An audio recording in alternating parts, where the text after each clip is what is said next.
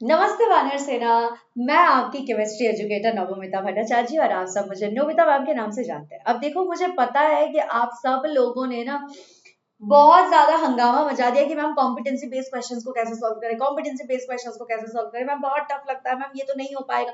तो कोई बात नहीं, हम सब है ना, हम सब ने मिलके आप लोगों के लिए ये सीरीज का हमने डिसीजन ले लिया है, जिसमें कि 33 most important competency based questions को हम यहाँ पे करवा रहे हैं, और पूरे सिलेबस का, यानी कि जो केमिस्ट्री के 4 चैप्टर्स है ना, वो चारों के चारों चैप्टर्स में इसी सेशन में कंप्लीट करने वाली। तो इसीलिए आपके लिए बहुत ज्यादा इंपॉर्टेंट है कि आप लास्ट तक इस सेशन को देखो। क्यों? लास्ट तक अगर इस सेशन को देखोगे तो सारे के सारे चैप्टर के सारे कॉम्पिटेंसी बेस्ड क्वेश्चन जो भी जितने बार भी रिपीट हुआ है, जिस तरह से रिपीट हुआ है, तोड़ मरोड़ के कैसे कैसे सवाल बने आए हैं, यहाँ से कैसे कैसे कॉन्सेप्ट लगे हैं, ये सारी चीजें आप लोगों को पता हो जाएगी। ठीक है? और हाँ, बाय द वे, सेशन को लाइक कर देना अगर लास्ट तक आपको ऐसा लग रहा है कि यार मैम तो बढ़िया पढ़ा गई, यार ये तो मजा आ गया है, मैम ने जो भी चीजें बताई है वो सारी चीजें समझ आ गई, तो फिर सेशन को लाइक कर देना, अपने दोस्तों के साथ शेयर भी कर देना। क्यों? क्योंकि कुछ गुड कर्मा अपने सर पे ले लेना चाहिए, है ना, इसीलिए अपने दोस्तों के साथ शेयर भी कर देना। ठीक है, तो चलो विदाउट मच फर्दर अडू शुरू कर देते हैं। और वैसे तो देखो क्रिसमस का टाइम है, तो इसीलिए ये वाला सेशन जो है ना रिकॉर्ड करना पड़ा, क्योंकि हमारी पूरी टीम, पूरी ऑफिस जो है ना वो छुट्टी मनाने चली गई थी। ठीक है, तो इसीलिए मैंने भी सोचा कि क्यों ना मैं भी एक दिन की छुट्टी ले ही लूं, है ना, टीचर भी तो डिजर्व करता है ना एक दिन की छुट्टी, तो इसलिए मैंने छुट्टी ले ली। लेकिन आप इसे जरूर पढ़ लेना बच्चे, एक पेन और एक पेपर लेके बैठना, ताकि लिख लो इन क्वेश्चन को, क्योंकि मैंने देखा है क्वेश्चन पेपर और हर बार ना इन्हीं कॉन्सेप्ट से आया है। तो ठीक है, लिख लेना, अच्छा होगा आपके लिए। चलो जी शुरू करते हैं। सवाल नंबर 1, हमारा पहला सवाल यहाँ हमसे पूछ रहा है कि an excess of carbon dioxide gases bubble through lime water. Lime water यानी कि क्या होता है? यानी कि कैल्शियम हाइड्रो ऑक्साइड, है ना जी, यस। अब लाइम वाटर में अगर हमने कार्बन डाइऑक्साइड गैस को बबल कर दिया तो क्या मिल जाएगा? हमें मिल जाएगा यहाँ पे कुछ CaCO3, साथ में हो सकता है कि हमें CaHCO3 कैल्शियम हाइड्रोजन कार्बोनेट भी मिल जाए। ठीक है, अच्छा, अब अगर कैल्शियम हाइड्रोक्साइड है हमारे पास, आप सबको पता है कि कैल्शियम हाइड्रोक्साइड जो है ना अव्वल दर्जे का वो बेस है। ठीक है, जैसे कि सोडियम हाइड्रोक्साइड होता है, पोटेशियम हाइड्रोक्साइड होता है, तो एक अव्वल दर्जे का मतलब गुड बेंचमार्क, काफी होनहार सा बेस है वो। ठीक है, अब ये होनहार सा बेस या फिर अव्वल दर्जे का जो बेस है, ये कार्बन डाइऑक्साइड के साथ रिएक्ट करके बन रहा है कैल्शियम कार्बोनेट और कैल्शियम हाइड्रोजन कार्बोनेट। यानी कि ये दोनों कैल्शियम कार्बोनेट और कैल्शियम हाइड्रोजन कार्बोनेट, तो देख के पता चल रहा है कि ये बहुत ज्यादा खतरनाक किस्म के तो बेस नहीं होंगे ये। तो यानी कि पीएच क्या हो जाएगा? पीएच जो है वो कम हो जाएगी, पीएच कम हो जाएगी। ठीक है, हो गया। बैलेंस्ड इक्वेशन लिखना है। ठीक है, चलो बैलेंस्ड इक्वेशन भी देख लेते हैं। CaCO3 CaHCO3, यानी कि यहाँ पे मुझे एक ट्वाइस लगाना पड़ेगा। ओके, और यहाँ पे मेरे पास क्या है? कार्बन डाइऑक्साइड है, तो यहाँ पे भी अगर मैं ट्वाइस लगा दूं तो क्या बन जाएगा? ये 2Ca, तो 2Ca हो गया इधर, है ना, एक इधर H आ गया है, और CO3 मतलब 2 2 4, और यहाँ पे 2 ऑक्सीजन, तो ये 3 ऑक्सीजन, ये 3 ऑक्सीजन, 6 ऑक्सीजन, ऑक्सीजन का कोटा कंप्लीट हो गया है। यहाँ पे H2 लगाया मैंने, तो CaOH2 तो नहीं होगा, ये CaOH2 तो नहीं होगा। हाँ ठीक है जो है, और साथ में हाइड्रोजन गैस मिलेगा। हाँ ठीक है, सही है, सही है, यही हमारा रिएक्शन हो जाएगा, यही हमारा रिएक्शन हो जाएगा। और देख भी लेते, अच्छा अच्छा अच्छा, बेसिकली हम ये भूल गए थे, बेसिकली, अच्छा हम नहीं, मैं भूल गई थी, सॉरी, मैं भूल गई थी। बेसिकली होता क्या है कि सबसे पहले जो आपका कैल्शियम हाइड्रोक्साइड है ना, ये पहले कार्बन डाइऑक्साइड के साथ रिएक्ट करके कैल्शियम कार्बोनेट बनाता है, और फिर कैल्शियम कार्बोनेट के थ्रू आप बबल करते रहते हो, करते रहते हो, करते रहते हो, फिर जाके ये कैल्शियम हाइड्रोजन कार्बोनेट बनाता है। तो ये होगी हमारी रिएक्शन। ठीक है, ये होगी हमारी रिएक्शन। तो CaOH2 प्लस CO2 CaCO3 और साथ में वाटर बन जाता है, और फिर वही CaCO3 और साथ में जो कार्बन डाइऑक्साइड और साथ में जो वाटर है, ये तीनों मिलके क्या बनता है? ये CaHCO3 बनाता है। ठीक है, तो ये हमारा करेक्ट केमिकल इक्वेशन है। हाँ जी, मैं थोड़ा सा भूल गई थी, कोई बात नहीं, चलो आगे बढ़ते हैं। सवाल नंबर 2, सवाल नंबर 2 हमसे कह रहे हैं कि तनु ने जो है आधा लीटर 2 कटोरी PNQ में उसने दूध ले लिया। अब उसने क्या किया? दोनों में ही थोड़ा थोड़ा उसने दही भी डाल दिया। ठीक है, ऑलराइट, लेकिन एक कटोरी में उसने साथ में बेकिंग सोडा भी डाल दिया। अब आपको बताना है कि बोल पी में आधा लीटर दूध है और 1 चम्मच दही है। बोल क्यू में दूसरे वाले कटोरी में आधा लीटर दूध है, 1 चम्मच दही है और 1 चम्मच इसमें बेकिंग सोडा भी है। अब एक सवाल पूछ रहे, देखो, इन विच बोल will the milk from will the milk form into curd faster? Explain your answer. बढ़िया सवाल है ये। देखो ये क्या कह रहे हैं, ये कह रहे हैं कि अगर मिल्क को, आपको दूध को जो है दही बनाना है, अब दूसरे वाले कटोरी में बच्चे, क्या आपने नोटिस किया कि दूसरे वाले कटोरी में हमने बेकिंग सोडा डाला। बेकिंग सोडा क्या है, ये तो एक बेस है, हल्का फुल्का सा एक बेस है। तो बेस ने क्या क्या होगा, सोल्यूशन के पीएच को ज्यादा बढ़ा दिया होगा। अब ज्यादा बड़ा नंबर से उसको धीरे धीरे एसिडिक होने टाइम लग जाएगा, सुबह तो पनवेल निकलना है, नहीं हो पाएगा। लेकिन जो पहला वाला कटोरा है जिसमें आपने सिर्फ दूध लिया और दही लिया, ये जल्दी जल्दी कन्वर्ट हो जाएगा। सही बात है। तो कर्डलिंग ऑफ मिल्क जो है ये ज्यादा जल्दी जल्दी हो जाएगी। क्यों होगी कर्डलिंग ऑफ मिल्क, क्यों होती है, क्योंकि लैक्टिक एसिड फॉर्म कर जाती है, जिसका कौन करता है लैक्टिक एसिड का फॉर्मेशन, बैक्टीरिया करता है। अब बोल क्यू में क्या होगा, जो लैक्टिक एसिड फॉर्म हो रही है बाय बैक्टीरिया, उसे पहले क्या करना पड़ेगा, पहले तो उसे न्यूट्रलाइज करना पड़ेगा बेकिंग सोडा को, और न्यूट्रलाइज करने के बाद वो फिर उसे और कर्ड का मतलब और लैक्टिक एसिड और लैक्टिक एसिड और लैक्टिक एसिड बनाते बनाते फिर जाके वो पहुंचेगा कर्ड वाले पीएच पे। ठीक है, समझ आ गया। तो इस तरह का बनेगा। अच्छा, मैं आपको ना एक ट्रिक बताती हूँ बच्चे, एक चीज एक ट्रिक याद आई मुझे। देखो क्वेश्चन नंबर 1 पे यहाँ पे कैसा लिखा है, will the pH of the water change, if yes how, explain your answer. तो जब भी ऐसा लिखे ना, if yes how, if know how, आपको समझ लेना होगा कि अगर यहाँ पे यस लिखा है तो आंसर इसका यस ही है, मतलब पीएच तो चेंज होगा। फिर आप इसको एक्सप्लेन करने की कोशिश करो। ठीक है, फिर अब सोचो, जरा वॉक करना और पता करना कि क्या पढ़ा था किताब, उस तरह से करना। ये मत सोच लेना कि नहीं नहीं मैम यहाँ पे यस लिखा है तो भी ये नहीं हो, नो ही होगा, बिल्कुल भी नहीं। जब भी यहाँ पे इफ यस पूछ ले तो आपका आंसर यस ही होगा। फिर आप जरा सा थोड़ा सोच के बता करना कि कैसे इसको करना है। ठीक है, क्या कॉन्सेप्ट आपने किताब में पढ़ा था, हमेशा याद रखना इस चीज को। चलो आगे बढ़ते हैं। आ गए जी तीसरे सवाल पे। तीसरा सवाल हमसे क्या पूछ रहा है, देखो ये कह रहा है कि सब्सटेंस एक्स, ठीक है, ये कोई ऑक्साइड है ग्रुप 2 एलिमेंट की, और इसे हम इंटेंसिवली जो है सीमेंट इंडस्ट्री में यूज करते हैं। जाहिर सी बात है ऑक्साइड है, यानी कि ये कैल्शियम ऑक्साइड ही होगा, ग्रुप 2 की, कैल्शियम ग्रुप 2 में बिलोंग भी करता है। अब ये जो एलिमेंट है ये हमारे बोन में भी है, यानी कि कैल्शियम ही होगा। अब इसको जब हम पानी के साथ ट्रीटमेंट करते हैं तो ये क्या बनाता है, ये कोई सोल्यूशन बनाता है जो कि रेड लिटमस को ब्लू में कन्वर्ट कर देता है। यानी कि identify x and right the chemical reaction involve. तो बच्चे मैंने जो है ना केमिकल रिएक्शन को यहीं पे लिख दिया। तो आपके पास क्या है, आपके पास कैल्शियम ऑक्साइड था, कैल्शियम ऑक्साइड को जब आपने वाटर से रिएक्ट करवाया तो ये क्या बन गया, कैल्शियम हाइड्रो ऑक्साइड बन गया। अब कैल्शियम हाइड्रो ऑक्साइड क्या है बच्चे, बेस है, और आपको तो पता ही है बेसेस क्या करते हैं, लाल रंग के लिटमस को जो है ये ब्लू में कन्वर्ट कर देते हैं। अब ये एक्सोथर्मिक रिएक्शन है तो इसमें से हीट भी बहुत सारा निकलेगी, और हमारा एक्स क्या है, एक्स हमारा है कैल्शियम ऑक्साइड। ठीक है, आ गया समझ सब लोगों को, बढ़िया। चलो जी आगे बढ़ते हैं, चौथे सवाल पे पहुंच गए। चौथा सवाल देखो क्या कह रहा है, चौथा सवाल कह रहा है कि अदिति ने 1 मोल लिया है डाइल्यूट हाइड्रोक्लोरिक एसिड का, साथ में इसने ले लिया 1 मोल सोडियम कार्बोनेट का, तो यानी कि 1 मोल हाइड्रोक्लोरिक एसिड का लिया है और दूसरा 1 मोल किसका लिया है, सोडियम कार्बोनेट का, तो ये हो जाएगा Na2CO3।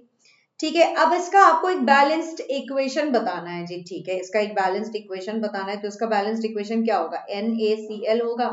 Na2 लिया है तो साथ में ये क्या बना देगा, ये बना देगा सोडियम हाइड्रोजन कार्बोनेट बनाएगा साथ में, है ना, ये हो जाएगा सोडियम हाइड्रोजन कार्बोनेट, तो ये बनाएगा। अब देखो क्योंकि यहाँ पे सोडियम हाइड्रोजन कार्बोनेट है जो कि एक बेस है ना, जो कि एक बेस है।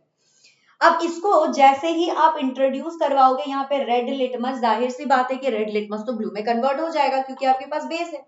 बेसिस की तो आदत होती है ना लाल लिटमस को वो ब्लू में, नीले रंग में कन्वर्ट कर देंगे, तो ये तो कन्वर्ट कर देंगे। अब सवाल ये भी पूछ रहा है कि litmus paper when dipped explain why, हाँ तो बिल्कुल होगा, लेकिन ब्लू लिटमस वैसे का वैसे ही रह जाएगा। ठीक है, right, balanced equation, balanced equation पे लिख लिया है। अच्छा, अगर बाई चांस आपको इसको न्यूट्रलाइज करना है तो फिर क्या करोगे, मेरे को तो ऐसा लगता है कि अगर आपको ये न्यूट्रलाइज करना है तो आपको 2 मोल यहाँ पे HCl लेना पड़ेगा, ताकि ये 2 मोल जो HCl का है इसमें से 2 क्लोरीन और ये जो 2 सोडियम है ये दोनों मिलके बना लेगा 2 NaCl। ठीक है, और फिर आपको हो सकता है कि H2CO3 या फिर कार्बन डाइऑक्साइड और वाटर ऐसा कुछ आपको मिल जाए। ठीक है, कार्बन डाइऑक्साइड और वाटर मिलेगा, ऐसा ही कुछ मिलेगा। HCO3 तो मतलब वो एक आयन हो जाता है, तो कार्बन डाइऑक्साइड और वाटर जो है वैसा कुछ आपको यहाँ पे मिल जाएगा। ठीक है बच्चे, चलो जी आगे बढ़ते हैं। हाँ जी, देखो यही आंसर है। There will be no effect on blue litmus paper. The complete neutralization of mole of sodium carbonate requires 2 moles of hydrochloric acid. क्योंकि यहाँ पे 1 मोल है तो इसीलिए हमारा जो सोल्यूशन होगा वो जरा सा बेसिक इन नेचर ही होगा हमेशा। चलो जी 5वें सवाल पे आ गए। 5वां सवाल कह रहे हैं कि हमने ना 2 इक्वल लेंथ मैग्नीशियम रिबन का ले लिया है और हमने 2 अलग अलग टेस्ट ट्यूब में डाले, एक बी ए था, एक का नाम बी था। हाइड्रोक्लोरिक एसिड को जब हमने टेस्ट ट्यूब ए में डाला, ठीक है, और एसिटिक एसिड को हमने टेस्ट ट्यूब बी में डाल दिया। अब ये कह रहे हैं कि दोनों टेस्ट ट्यूब में जितना सा भी एसिड लिया था हमने, वो दोनों के दोनों उनके अमाउंट और कॉन्सेंट्रेशन जो है ये बिल्कुल बराबर है। ठीक है, अब कौन से टेस्ट ट्यूब में, ए में या बी में, जो फिजिंग आउट होगी, जो ज्यादा हाइड्रोजन के जो बबल्स निकलेंगे वो ज्यादा होगा। यार ये तो बहुत ही आसान सा है बच्चे। देखो अब आपको पता है कि हाइड्रोक्लोरिक एसिड जो है ये स्ट्रॉन्गर एसिड है। ठीक है, सी मतलब एसिटिक एसिड से ये स्ट्रॉन्गर एसिड है। तो यानी कि अगर आप H+ आयन कॉन्सेंट्रेशन लोगे टेस्ट ट्यूब ए में तो उसकी हायर ही होगी, ऑब्वियस सी बात है ना, हायर ही होगी। ठीक है, तो ये जो रिएक्शन जो हो रही है ये ज्यादा फास्ट होगी, तेजी होगी टेस्ट ट्यूब ए में, यानी कि बहुत ज्यादा हाइड्रोजन का गैस इवॉल्व हो रहा होगा। तो यानी कि ये भी हमारे लिए जाहिर सी बात है कि जो फिजिंग आउट होगी वो फिजिंग आउट जो है हमारे टेस्ट ट्यूब ए में ज्यादा होगी फिजिंग आउट। ठीक है, टेस्ट ट्यूब ए में क्या हो जाएगा, टेस्ट ट्यूब ए में ज्यादा फिजिंग आउट हो जाएगी। आखिरकार क्या ये बात समझ आई, आ गई होगी। छठा सवाल कह रहा है कि नाइट्रिक एसिड को जो है मतलब कि HNO3 है ना, नाइट्रिक एसिड हमने ले लिया, साथ में हमने एग शेल में डाल दिया। तो एग शेल में डाला मतलब CaCO3 हो गया हमारा। अब जब इसे हम रिएक्ट करवाएंगे तो क्या मिलेगा, हमें मिल जाएगा कैल्शियम नाइट्रेट, है ना, CaNO3 मिल जाएगा, और Ca हो गया, NO3 हो गया, तो NO3 ये तो हो जाएगा ट्वाइस, है ना, तो यानी कि यहाँ पे हमें 2 लेना पड़ेगा। और साथ में हमें यहाँ पे क्या मिल जाएगा, कार्बन है, ऑक्साइड है, तो CO2 मिल जाएगा हमें। एक ऑक्सीजन जो बच जाएगा उसको हम H2O के साथ लिख ले। इस तरह का कुछ मिलेगा, इसी तरह का कुछ होगा रिएक्शन। क्या बात है यार, एकदम वही है रिएक्शन, बिल्कुल वही है रिएक्शन। देख लो, तो नाइट्रिक एसिड जो है ये क्या कर देगी, ये एगशेल को डिसॉल्व करवा देगी। ठीक है, अब एगशेल जो होती है ये बनी होती है कैल्शियम कार्बोनेट से, तो ये जैसे नाइट्रिक एसिड के साथ रिएक्ट करेगी आपको मिल जाएगा कैल्शियम नाइट्रेट और साथ में कार्बन डाइऑक्साइड गैस भी मिल जाएगा। एग शेल की कॉम्पोजिशन होती है कैल्शियम कार्बोनेट, ये जैसे डिसॉल्व होगा ये कार्बन डाइऑक्साइड गैस को निकाल के आपको दे देगा। ठीक है, अच्छा 7th क्वेश्चन देखो, असर्शन में लिखा है कि रस्टिंग ऑफ आयरन जो है ये एक एग्जांपल है डिकम्पोजिशन रिएक्शन का। कतई नहीं यार, rusting of iron decomposition reaction कैसे हो सकता है। आप सबको पता है ना क्या होता है कि आयरन साथ में ऑक्सीजन साथ में वाटर, इन तीनों के मिश्रण से बनता है फेरिक ऑक्साइड। तो ये एक ऑक्साइड बन रहा है, यानी कि कॉम्बिनेशन हो रहा है। तो देखो रीजन पे लिखा है rusting involves a combination of iron oxygen and water to form hydrated iron oxide. बिल्कुल सही बात है। तो जो हमारा रीजन है ये तो होता है हमारा ट्रू ट्रू ट्रू, लेकिन असर्शन जो है ये हमारा फॉल्स फॉल्स फॉल्स है। तो क्या लिखते हैं हम आई थिंक ऑप्शन डी पे क्लिक कर देते हैं कि A is false but R is true. बिल्कुल बढ़िया, चलो चलो जी आगे बढ़ते हैं। 8वां सवाल है, देखो असर्शन कह रहा है कि एक रिएक्शन हुई थी जिंक और हाइड्रोक्लोरिक एसिड के बीच में, और हाइड्रोजन गैस जो है वो इवॉल्व होके आई। ठीक है, मतलब जिंक ले लिया हमने और साथ में हमने हाइड्रोक्लोरिक एसिड ले लिया, तो इससे क्या मिल जाएगा, हमें मिल जाएगा ZnCl2 और प्लस में मिल जाएगा हाइड्रोजन गैस, है ना, कुछ इस तरह का रिएक्शन होगा। बिल्कुल ठीक है, तो ये तो हमारा ट्रू है, असर्शन हमारा ट्रू है, बिल्कुल सही।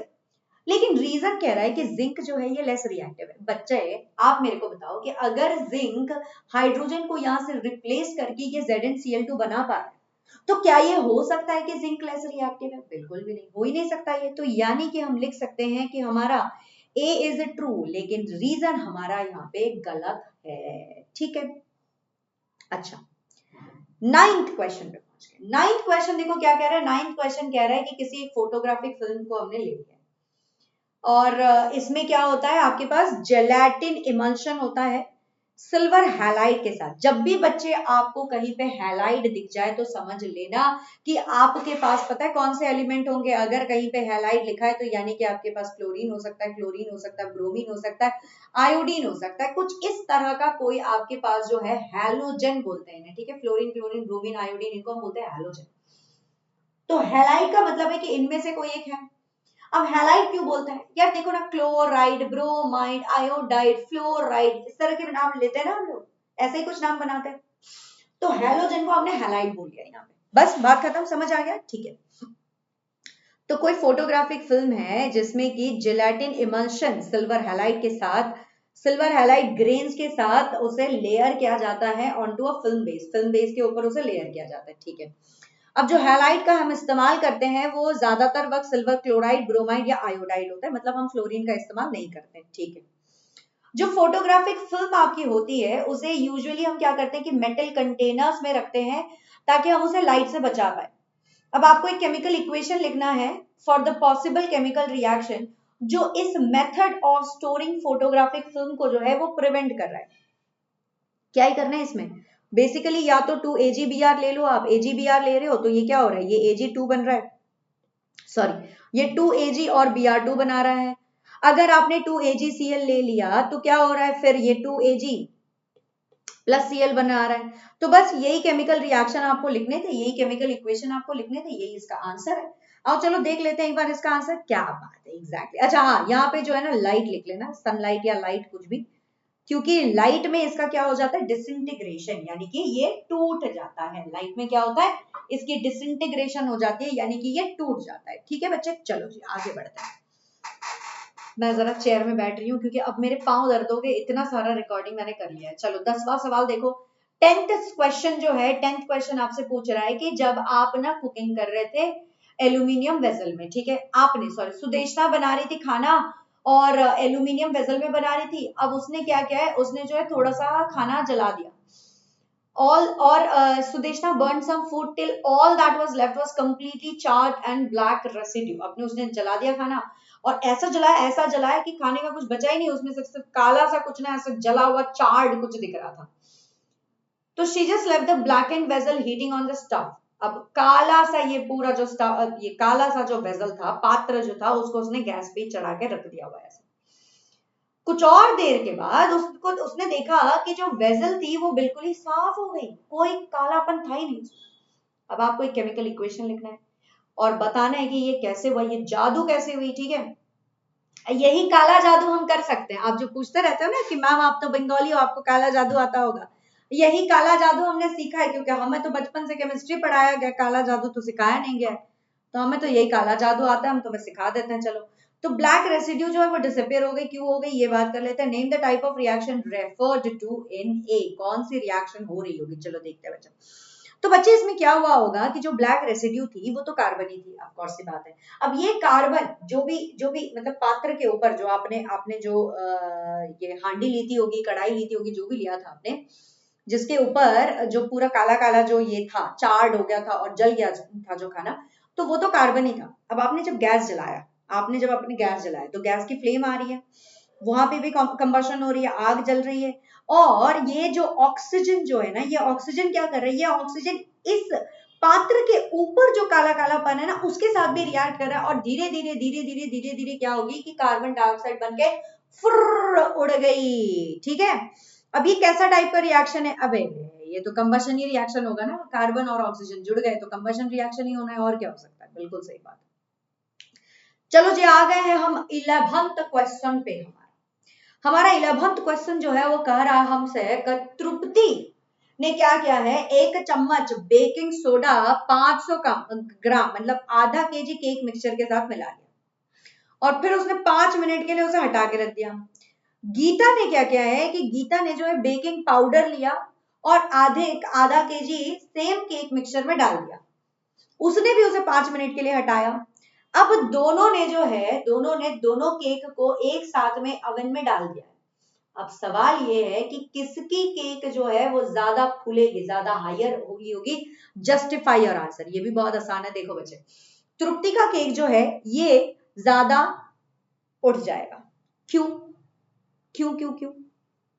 तृप्ति ने बेकिंग सोडा, अरे नहीं नहीं, फिर तृप्ति का नहीं उठेगा, गीता का होगा ये, गीता का। हाँ, गीता की जो केक है ना बच्चे, गीता की जो केक है वो ज्यादा मतलब फ्लफी फ्लफी है ना, वो ज्यादा फुला फुला सा हुआ आएगा, ठीक है। गीता की केक ज्यादा फुला फुला सा आएगा, क्योंकि गीता ने क्या किया था, बेकिंग पाउडर लिया था। अब आपको पता है कि बेकिंग पाउडर जो होती है वो सोडियम बाइकार्बोनेट और टार्टारिक एसिड की मिक्सचर होती है। जब ये एसिड और एक बेस को आप मिलाते हो तो उसमें से थोड़ा बहुत कार्बन डाइऑक्साइड निकल के आता है, और यही कार्बन डाइऑक्साइड हेल्प करता है उस केक को फ्लफी फ्लफी बनाने में।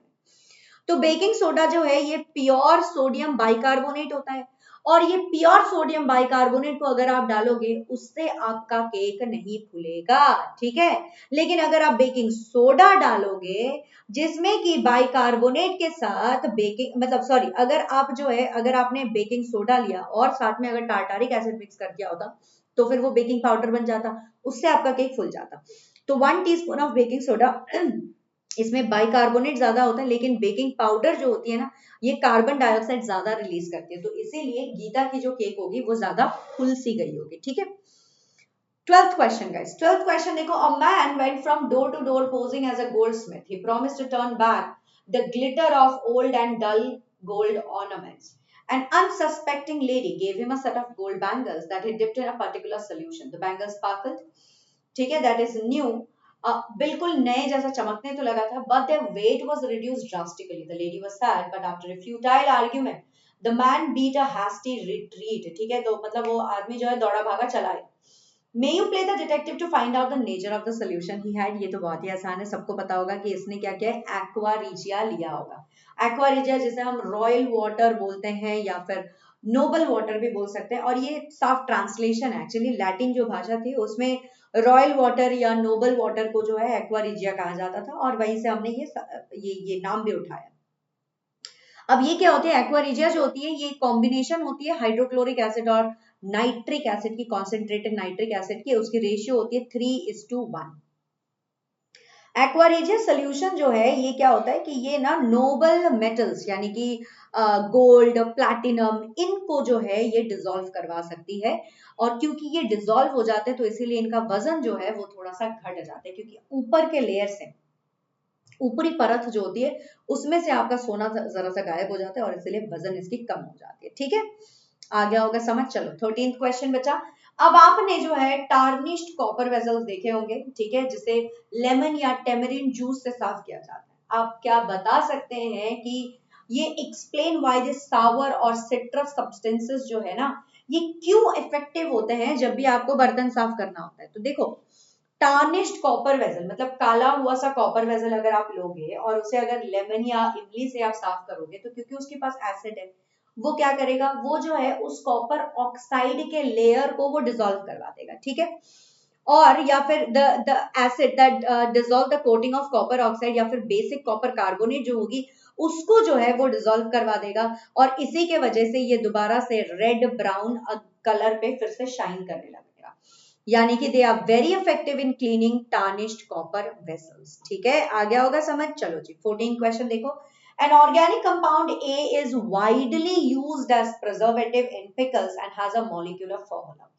This compound reacts with ethanol to form a sweet smelling compound B. Identify compound A. देखो एक organic compound हमने ले लिया A, ठीक है, जो कि कई अक्सर जो है ये पिकल्स में यूज होता है, यानी कि ये विनेगर CH3COOH एसिटिक एसिड होगी। अब एसिटिक एसिड में देखो 2 कार्बन है, यानी कि इसे हम इथेनॉइक एसिड भी कह सकते हैं, ठीक है, इसे क्या कह सकते हैं, इथेनॉइक एसिड भी कह सकते हैं। अब ये कंपाउंड जो है ये क्या कर रहा है, एथेनॉल के साथ रिएक्ट कर रहा है, यानी कि CH3CH2OH यही होगा हमारा एथेनॉल, ठीक है। अब इसके साथ ये दोनों जब रिएक्ट करता है तो ये क्या बनता है बच्चा, ये बनेगा आपका CH इथाइल एथेनॉइड, तो CH3CH2 C डबल बॉन्ड है ना COOCH3, यही बनेगा, यही तो बनेगा लग रहा है ना, यही तो बनेगा लग रहा है। एथेनॉइक एसिड जब एथेनॉल के साथ रिएक्ट करता है तो क्या बनाता है, इथाइल मिथाइल एथेनॉइड, इथाइल अल्कोहल और इथाइल अल्कोहल और इथाइल अल्कोहल और क्या, और साथ में एथेनॉइक एसिड, है ना, ये क्या बना के देगा आपको, CH3 COO C2H5, हाँ यही बना के देगा। ये क्या है, ये तो एस्टर है आपका। हाँ तो एस्टर क्या होता है, स्वीट स्मेलिंग कंपाउंड होती है। तो ये हो गया आपका बी। और आपको कंपाउंड ए करना था, कंपाउंड ए तो ये है, कंपाउंड ए तो ये है आपका इथेनॉइक एसिड। बस बात ही खत्म। ठीक है, चलो आगे बढ़ते हैं। 15th क्वेश्चन देखो, people use a variety of methods to use to wash clothes. अच्छा, अब usually after adding the soap, जब भी साबुन लगाते हैं उसके बाद जो है धोबी पछाड़ दिया जाता है कपड़ों को। ठीक है, स्क्रब विद अ ब्रश या फिर mixture is agitated in a washing machine. Why is it necessary to agitate the clothes? ऐसा जरूरी क्यों होता है? देखो, जब भी आप साबुन लगाते हो, सोप क्या करती है, सरफेस टेंशन जो होती है ना पानी की, उसे कम कर देती है। ठीक है, और द लॉन्ग चेन, जो लॉन्ग चेन होती है नॉन आयोनिक हाइड्रोकार्बन की, तो ये क्या होते हैं, the long chain of non ionic hydrocarbon group in soap, ये क्या करती है, ये अटैच हो जाती है ये किसी ऑयल या ग्रीस से, जो कि मतलब आपका जो भी दाग है। ठीक है, और फिर क्या होता है कि इनको जो है थोड़ा सा लूज कर दिया जाता है, मतलब वो जो दाग धब्बे होते हैं ना, उनको फाइबर से, मतलब कपड़ों के जो लेयर है उससे जरा सा लूज कर दिया जाता है। ठीक है, अब ये जो दाग धब्बे हैं ये लूज तो हो गए, लेकिन ये खुद से थोड़े निकल जाएंगे, खुद से नहीं निकलेंगे। और उन्हें निकालने के लिए, उन्हें अच्छे से अलग करने के लिए धोबी पछाड़ लगाना पड़ता है। और ठीक है, और धोबी पछाड़ लगाने के बाद, यानी कि धोबी पछाड़ मतलब क्या, एजिटेट कर रहे हो आप, है ना, आप उसमें उसके साथ थोड़ा सा वायलेंस कर रहे हो, आप इस तरह से मार रहे हो, तो ये तो क्या है, एजिटेशन ही तो है। ये एजिटेशन करने के बाद ये जो है ये उड़ उड़ के चले जाते हैं। ठीक है, मतलब ये जो डर्ट है, क्योंकि आपने इस तरह से मारा कि ये जो है ये छितर बितर के जरा दूर जाके गिर जाएंगे, मतलब आपके कपड़ों से ये अलग हो जाएंगे। ठीक है, 16th क्वेश्चन बच्चे, आधा सवाल ऑलमोस्ट हो गया है। देखो, two carbon atoms cannot be linked to each other by more than 3 covalent bonds। देखो, आपके पास 2 कार्बन एटम है, 2 इस तरह से जुड़े हुए हैं। अब आप क्या कर सकते हो कि आप 3 और कोवलेंट बॉन्ड लगा सकते हो। ऐसा क्यों? क्योंकि यार एक तो सेटिस्फाइड है ना वैलेंसी। ठीक है, क्योंकि एक जो सिंगल बॉन्ड है जो कि 2 कार्बन एटम के बीच में है, ये क्या कर रहे हैं, इन दोनों ने अपने एक एक इलेक्ट्रॉन को तो शेयर कर दिया है। ठीक है, तो इसका मतलब है कि अगर आप और 3 एटम कहीं से लेके आओगे तो 3 ही बॉन्ड क्रिएट कर पाओगे, क्योंकि एक तो ऑलरेडी सेटिस्फाइड है। तो इसीलिए आप 3 से ज्यादा और कोवलेंट बॉन्ड्स यहाँ पे नहीं जोड़ सकते, क्योंकि वैलेंसी फिर सेटिस्फाई नहीं होगी, वैलेंसी उससे ज्यादा बन जाएगी। चलो आगे बढ़ते हैं। 17th क्वेश्चन एक असर्शन एंड रीजनिंग का है। ये कह रहे हैं हमसे कि ड्राई हाइड्रोक्लोरिक गैस जो है ये कलर चेंज नहीं करती लिटमस का। बिल्कुल सही बात है, बिल्कुल सही बात है। डिसोसिएशन ऑफ हाइड्रोक्लोरिक एसिड के लिए आपको जो है H+ आयंस को जो है अलग करना पड़ेगा। और ये कब होगा, ये पानी के, अगर पानी प्रेजेंट होगा तभी ये हो सकता है। तो यानी कि यस, दोनों ही असर्शन और रीजन जो है दोनों ही करेक्ट है। और रीजन जो है ये इसका करेक्ट एक्सप्लेनेशन भी है। बिल्कुल सही बात है। चलो जी आगे बढ़ते हैं, 18th क्वेश्चन देखते हैं। 18th क्वेश्चन हमसे कह रहा है कि वॉशिंग सोडा जो है इसका हम इस्तेमाल करते हैं परमानेंट हार्डनेस ऑफ वाटर को हटाने के लिए। सही बात है। Washing soda reacts with calcium and magnesium ions to form insoluble carbonates. बिल्कुल सही बात है, यस। तो इसी से हम जो है क्या कर सकते हैं, परमानेंट हार्डनेस को हटा भी सकते हैं। तो this is the correct answer, यानी कि बोथ असर्शन और रीजन जो है दोनों ही करेक्ट है, और रीजन जो है ये हमारा करेक्ट एक्सप्लेनेशन भी है। ठीक है, आगे बढ़ते हैं, आगे बढ़ते हैं बच्चे। आगे देखो क्या आ रहा है। 22nd क्वेश्चन हमारे सामने है। ये पूछ रहे हैं हमसे कि metals produced by various reduction processes are not very pure. Okay, they contain impurities which must be removed to obtain pure metals. The most widely used method for refining impure metals is electrolytic refining। ठीक है, cathode में क्या लेते हैं हम, anode में क्या लेते हैं, made of in the refining of copper by this process. अगर हमें कॉपर को रिफाइन करना है तो हम कैथोड में क्या लेंगे, एनोड में क्या लेंगे, और इसमें कौन सा सोल्यूशन लेंगे। सोल्यूशन तो बहुत ही आसान है, कॉपर सल्फेट का सोल्यूशन लेते हैं, तो यानी कि CuSO4 ले लेंगे। अब कैथोड और एनोड में क्या लोगे बच्चे, देखो जब भी आपको इलेक्ट्रोलाइटिक रिफाइनिंग करनी है कॉपर की, तो हमेशा याद रखना कि कैथोड जो होगी उसमें इम्प्योर कॉपर लगाओगे आप। ठीक है, और जो आपको जिसको रिफाइन करना है, ठीक है, मतलब जिस चीज से आपको रिफाइन करना है उसे, ठीक है, that needs to be refined, and anode जो होगी वो प्योर कॉपर शीट की होगी, क्योंकि एनोड से वो कैथोड की ओर जाएगी। ठीक है, तो during the electrolysis process copper from the impure cathode is deposited on the pure copper anode. हम इसी का इस्तेमाल करते हैं। और सोल्यूशन हम यहाँ पे क्या अभी बताया है, कॉपर सल्फेट सोल्यूशन। देखा, मैं करेक्ट हूँ मैं। चलो आगे बढ़ते हैं। 23rd देखो, some metal oxides are soluble in water, what are the aqueous solution of these oxides called? Alkali. एक ऐसा एग्जांपल दो, एक ऐसा एग्जांपल दे दो यार, सोडियम हाइड्रोक्साइड का दे दो, ठीक है, या फिर पोटेशियम का दे दो, दोनों में से किसी का भी दे दो, चल जाएगा।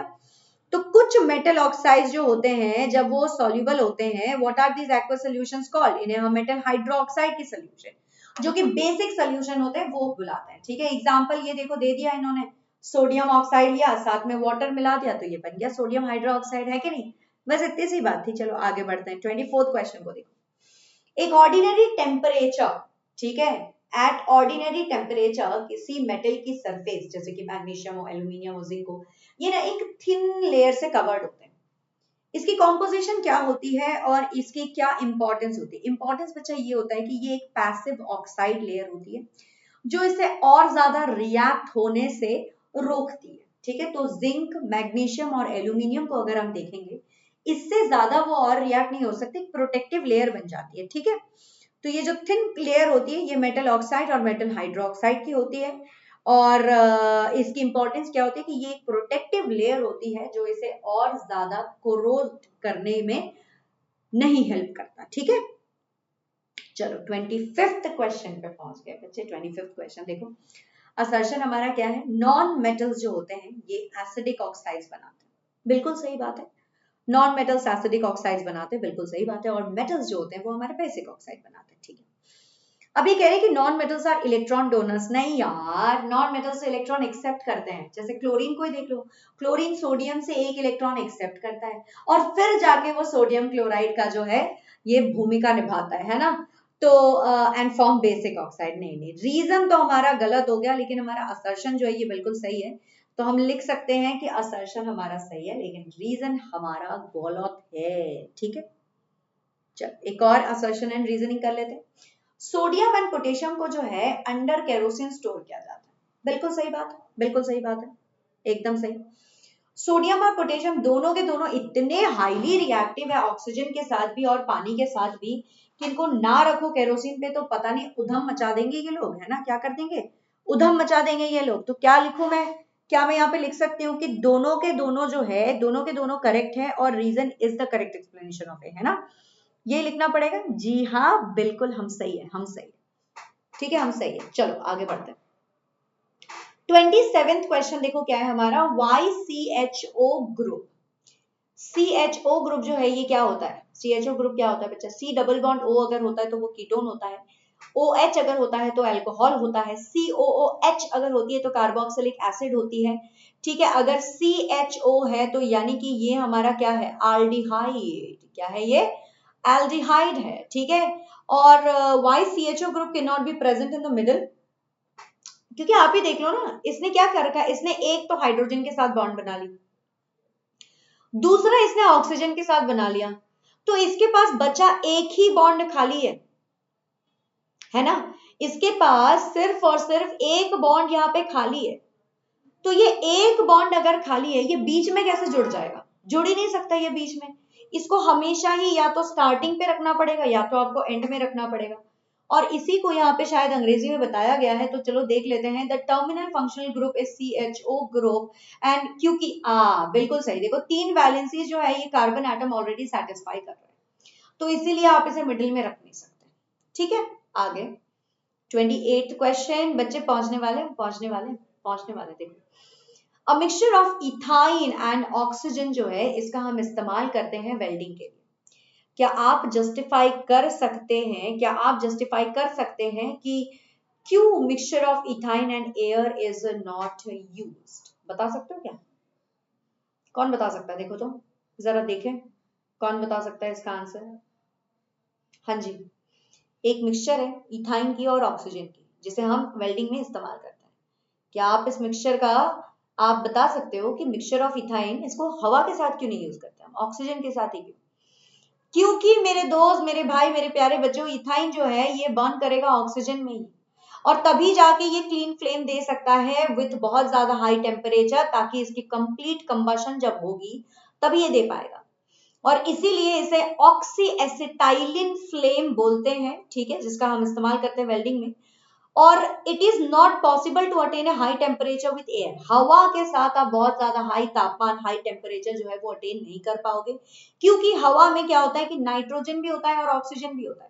और आपको पता है कि नाइट्रोजन काफी हद तक अनरिएक्टिव होता है, नाइट्रोजन नाइट्रोजन के मॉलिक्यूल के बीच में 3 बॉन्ड होता है, और उन 3 बॉन्ड को तोड़ना हमारे लिए काफी ज्यादा मुश्किल साबित होता है, और इसीलिए ये सपोर्ट नहीं करेगा कंबशन को। इसलिए हमने सिर्फ जो है ऑक्सीजन को धड़ पकड़ लिया और कहा कि यार तू जलाने में मदद कर दे। नाइट्रोजन की कोई मतलब नाइट्रोजन जो है जबरदस्ती करने पर भी मानता नहीं है, वो नहीं होना चाहता रिएक्ट, तो अब क्या ही करे, नहीं करेगा तो नहीं करेगा, है ना, मतलब गर्दन पकड़ के थोड़ी करवा सकते, नहीं करवा सकते, बस बात खत्म। अब देखो असर्शन की बात, डायमंड जो है ये एक गुड कंडक्टर ऑफ इलेक्ट्रिसिटी, ये तो गलत हो गया, डायमंड तो नहीं है good conductor of electricity, graphite है। अब ये कह रहे हैं कि डायमंड में हर एक कार्बन जो है वो कोवेलेंटली बॉन्डेड है 4 और अलग अलग कार्बन के साथ, जिसके जिसके वजह से एक रिजिड 3 डायमेंशनल स्ट्रक्चर बन रही है। तो देखो यहाँ पे असर्शन जो है वो फॉल्स हो जाएगा, लेकिन रीजन जो है वो बिल्कुल सही है कि यस डायमंड की एक 3 डायमेंशनल स्ट्रक्चर बनती जरूर है, और उसी के वजह से जो है डायमंड इतना हार्ड होता है। ठीक है, आगे बढ़ते हैं, चलो 30th क्वेश्चन। वाह वाह वाह, हमारे पास और 3 सवाल है, बस 3 सवाल, ठीक है। देखो यहाँ पे बोला है कि saturated hydrocarbon Burns with blue flame, ये तो बिल्कुल सही है। सैचुरेटेड हाइड्रोकार्बन अगर आप लोगे, मतलब सैचुरेटेड हाइड्रोकार्बन कौन होते हैं, ब्यूटेन, प्रोपेन, एल्केन्स होता है ना सैचुरेटेड हाइड्रोकार्बन। तो अगर आप सैचुरेटेड हाइड्रोकार्बन लेते हो, तो ये सैचुरेटेड हाइड्रोकार्बन जो है ये क्या करेगा, हाँ बिल्कुल, इसके पास क्या है, इसके पास एक एक बॉन्ड है, जैसे आग में जलाओगे जल जाएगा, आपको ब्लू फ्लेम दे देगा। और रीजन में बोल रहे हैं कि saturated hydrocarbon have a high percentage of carbon compare to hydrogen, नहीं, क्योंकि इनके पास लो कार्बन होती है कंपेयर टू हाइड्रोजन, इसी के वजह से क्या होता है कि ये जल जाते हैं। तो रीजन हमारा मार खा गया बच्चे, रीजन हमारा फॉल्स आ गया, तो A is true, R is false होगा हमारा। सही बात है, सही बात है, देख रहे हो। 31st क्वेश्चन पे पहुंच गए, देखो एक कंबशन, अच्छा, combustion analysis of a compound X revealed the ratio of its element in a molecule to be carbon, hydrogen and oxygen. ठीक है, हमने कंबशन किया है किसी कंपाउंड का जिसका नाम है X, और उसमें जो है कार्बन, हाइड्रोजन और ऑक्सीजन की जो रेशियो है वो है 3:1, यानी कि कार्बन 3, H6 और O2, ये है हमारा मॉलिक्यूल। ठीक है, अब ये एस्टरिफिकेशन के को अंडरगो करता है ताकि इससे एक एस्टर मिले और वाटर मिले। अब आपको कंपाउंड एक्स को जो है आइडेंटिफाई करना है, कैसे करोगे बच्चा, देखो यहाँ पे साफ साफ जो है लिखा हुआ है कि हमारे पास क्या है, हमारे पास 3 कार्बन है, हमारे पास 6 हाइड्रोजन है और 2 ऑक्सीजन है हमारे पास। तो यानी कि आओ चलो लिख के देखते हैं, 3 कार्बन अगर है तो ये क्या होगा, 1 2 और 3 कार्बन, यही होगा, है ना। और हमें पता है कि जब भी हम एस्टरिफिकेशन रिएक्शन करवा रहे हैं तो हमारे पास एक तो एसिड होता है, एक तो एसिड होता है कार्बोक्सिलिक एसिड, तो मैं यहाँ पे COOH लिख दूं। हमारे पास 6 हाइड्रोजन था ना, हमारे पास फॉर्मूला क्या था हमारा, C3H6O2। तो देखो दोनों ऑक्सीजन मैंने गायब कर दिए, एक हाइड्रोजन भी यहाँ लगा दिया है। इधर मैं लिख देती हूँ H3, तो 4 हाइड्रोजन हमारे गायब हो गए, हमारे पास बचा 2, तो ये लिख देती हूँ मैं CH2, हो गया। ये क्या हो जाएगा, इसे हम बोलेंगे प्रोपियोनिक एसिड, प्रोपियोनिक एसिड बोलेंगे इसे हम, क्योंकि है तो ये कार्बोक्सिलिक एसिड, है ना। या फिर प्रोपियोनिक एसिड भी बोल सकते हो, प्रोपेनोइक एसिड भी बोल सकते हो, प्रोपेनोइक एसिड लिख लो, चलो प्रोपेनोइक एसिड लिख दो, ठीक है, प्रोपेनोइक एसिड इसको बोल दो, ठीक है। और ये जो है यही एस्टरिफिकेशन रिएक्शन को प्रोसीड करेगा, है कि नहीं। तो हमने कंपाउंड एक्स जो है यही है हमारा कंपाउंड एक्स बच्चे, ठीक है, यही है हमारा कंपाउंड एक्स। अब आपको क्या करना है, आपको एक बैलेंस्ड इक्वेशन बताना है, कंबशन ऑफ कंपाउंड एक्स। अच्छा, ठीक है। तो हमें क्या करना है, हमें जो है ये सेम कंपाउंड लेना है जो कि है CH3 CH2 COOH, साथ में इसका जो है हमें कंबशन करवा देना ऑक्सीजन के साथ, ठीक है। अब इसमें से हमें क्या क्या मिल जाएगा बच्चे, इसमें से डेफिनेटली हमें जो है कुछ माध्यम मिल जाएगा कार्बन डाइऑक्साइड का, और कुछ मिल जाएगा हमें वाटर का, साथ में कुछ अमाउंट ऑफ हाइड्रोजन, ये तो मिल ही जाएगा, है ना, एनर्जी तो मिल ही जाएगा। अच्छा, अब हम इसे कैसे बैलेंस करें, हमारे पास यहाँ पे है 1 2 3 कार्बन, और ऑक्सीजन हमारे पास 1 2 यहाँ पे और 2 यहाँ पे 4। तो ये हमारे पास है यहाँ पे 2 कार्बन, ये हमारे पास है 1 कार्बन। अच्छा, अगर मैं इसका 2 मोल ले लूं तो 2 इंटू 3 ये हो जाएगा मेरा 6, और यहाँ पे मेरे को मिल गए कितने, 4 ऑक्सीजन। ये हो गए मेरे 4 ऑक्सीजन। तो ये हो गए मेरे यहाँ पे कितने, 12 ऑक्सीजन। 12 ऑक्सीजन, ये 4 ऑक्सीजन यहाँ पे। अच्छा, और वाटर मेरे पास कितना हो गया, देखो ये 1 हाइड्रोजन, 2 3 4 5 6, 6 हाइड्रोजन। अब 6 हाइड्रोजन का मैंने मल्टीप्लाई कर दिया 2 से, तो 12 हाइड्रोजन, यानी कि यहाँ पे मैं 6 लिख सकती हूँ, तो 6H2 हो जाएगा। अब कार्बन ऑक्सीजन मेरे को कितना चाहिए, देखो इधर मेरे पास है 4 ऑक्सीजन ऑलरेडी, यहाँ पे मेरे पास है 12 ऑक्सीजन यहाँ पे, और यहाँ मेरे पास है 6 ऑक्सीजन। तो 12 प्लस 6 कितना हो गया, 12 13 14 15 16 17 18, 18 ऑक्सीजन। अब 18 ऑक्सीजन को सेटिस्फाई करने के लिए देखो 18 माइनस 4 कितना हो जाएगा, 18 माइनस 4 कितना हो जाएगा, 14 हो जाएगा, है ना। तो यानी कि ये हो जाएगा 7 2 14। ये होगा मेरा बैलेंस्ड केमिकल इक्वेशन, यही होगा मेरा बैलेंस केमिकल इक्वेशन कंबशन के लिए। ठीक है, चलो जी आगे बढ़ते हैं बच्चे। हम पहुंच गए हैं सेकंड लास्ट क्वेश्चन पे। सेकंड लास्ट क्वेश्चन पे हम पहुंच गए हैं, और देख लो सेकंड लास्ट क्वेश्चन क्या है हमारा। सेकंड लास्ट हमारा जो क्वेश्चन है वो है कि bonding of oxygen with carbon and with hydrogen are highly exothermic process. Compare the amount of energy released on combustion of methane and propane. ठीक है, which compound will yield more energy per mole on combustion? Justify your answer. Write the balanced chemical equation for complete combustion of propane and methane. चलो देख लेते हैं क्या होगा। Energy release per mole will be more in propane, क्योंकि इसके पास बहुत ज्यादा कार्बन एटम है। मीथेन के पास सिर्फ 1 कार्बन है और प्रोपेन के पास 3 कार्बन है। अब आपको क्या करना है, right the balanced chemical equation for complete combustion. अगर CH4 लेंगे तो 2 ऑक्सीजन के साथ जुड़ के ये बना देगा कार्बन डाइऑक्साइड और साथ में वाटर। अगर हम प्रोपेन लेंगे तो ये 5 ऑक्सीजन के साथ जुड़ के बना देगा 3 कार्बन डाइऑक्साइड और साथ में 4 मोल्स ऑफ वाटर। ठीक है, and the last question right in front of you everybody is 1 mole of an alkane अगर हम लेंगे जिसका नाम है P, और इसे हमने बर्न किया है एक्सेस ऑक्सीजन के साथ, ताकि हमें 6 मोल मिले कार्बन डाइऑक्साइड का और 14 मोल मिले हमें पानी का। अब आपको केमिकल फॉर्मूला लिखना है, chemical name of the compound लिखना है। क्या ये कंपाउंड प्रोड्यूस करेगा एक क्लियर फ्लेम को या फिर एक सूटी फ्लेम को जलने पे, ये भी आपको बताना है। तो चलो देखते हैं। केमिकल नेम हो जाएगा इसका हेक्सेन, केमिकल फॉर्मूला इसकी हो जाएगी C6H14, और क्योंकि ये हेक्सेन है तो ये जब बर्न करेगी तो ये क्लियर फ्लेम के साथ बर्न करेगी, और इसे हम सैचुरेटेड हाइड्रोकार्बन ही बुलाएंगे। ठीक है, and with this note everybody, 33 questions are over just like this. Thank you so much. I really hope कि आपको ये सेशन मजा आया है, आपको ये सेशन पसंद आया। अगर आया है तो इस वीडियो को लाइक करना मत भूलना, और इस सेशन को जो है शेयर भी कर देना अपने दोस्तों के साथ, और इस चैनल के साथ जुड़े रहना, सब्सक्राइब कर देना।